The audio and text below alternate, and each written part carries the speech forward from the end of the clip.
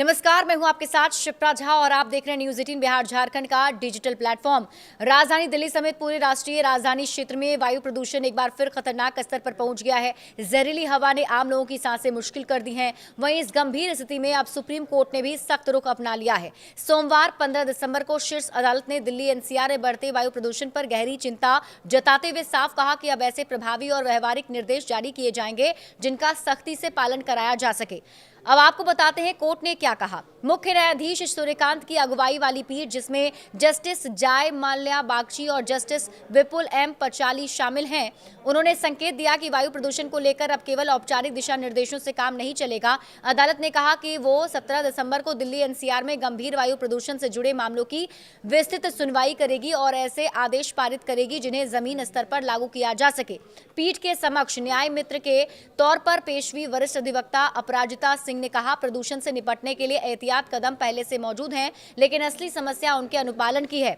उन्होंने कहा कि जब तक सुप्रीम कोर्ट सख्त आदेश नहीं देता तब तक संबंधित प्राधिकरण पहले से तय प्रोटोकॉल का सही तरीके से पालन नहीं करते। सुनवाई के दौरान एक अन्य वकील ने बच्चों के स्वास्थ्य से जुड़ी याचिका का हवाला देते हुए बताया कि पुराने आदेशों के बावजूद कई स्कूल में खेल गतिविधियां जारी है। इस पर न्याय मित्र ने भी चिंता जताई और कहा कि अदालत के स्पष्ट निर्देश के बावजूद स्कूल खेल गतिविधियों के लिए तरीके निकाल रहे हैं।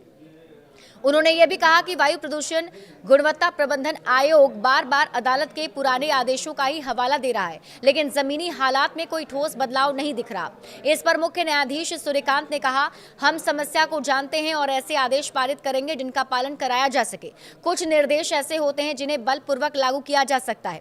इन शहरी महानगरों में लोगों को अपनी जीवन शैली, लेकिन सबसे ज्यादा असर गरीबों पर पड़ता है। न्याय मित्र अपराजिता सिंह ने अदालत के सामने ये भी रेखांकित किया कि वायु प्रदूषण का सबसे ज्यादा असर गरीब और दिहाड़ी मजदूरों पर पड़ता है जो खुले में काम करने को मजबूर हैं। इस पर सीजेआई ने सहमति जताते हुए कहा, नीति बनाते समय समाज के कमजोर वर्गों को केंद्र में रखना जरूरी है क्योंकि वही इस प्रदूषण की सबसे भारी कीमत चुकाते हैं।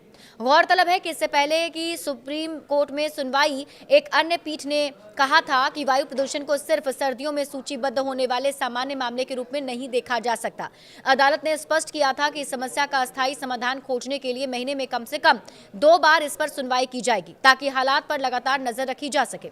उधर ग्रेडेड रिस्पांस एक्शन प्लान यानी GRAP ग्रैप के चरण 4 की सख्त पाबंदियां लागू करने के बावजूद दिल्ली हवा में कोई खास सुधार नहीं दिख रहा है।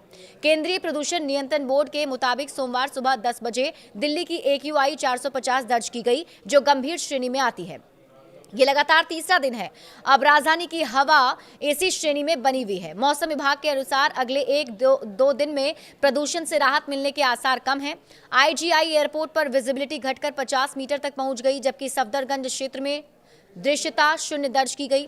दिल्ली एनसीआर में लगातार बिगड़ती हवा ने एक बार फिर प्रशासनिक तैयारियों और नीतियों पर सवाल खड़े कर दिए। अब निगाहें सुप्रीम कोर्ट की 17 दिसंबर की सुनवाई पर टिकी है, जहां से उम्मीद की जा रही है कि अदालत ऐसे सख्त और व्यवहारिक निर्देश देगा जो केवल कागजों तक सीमित न रहकर लोगों को इस जहरीली हवा से वास्तविक राहत दिला सके। बड़े अपडेट्स के लिए आप जुड़े रहिए न्यूज 18 बिहार झारखंड के साथ।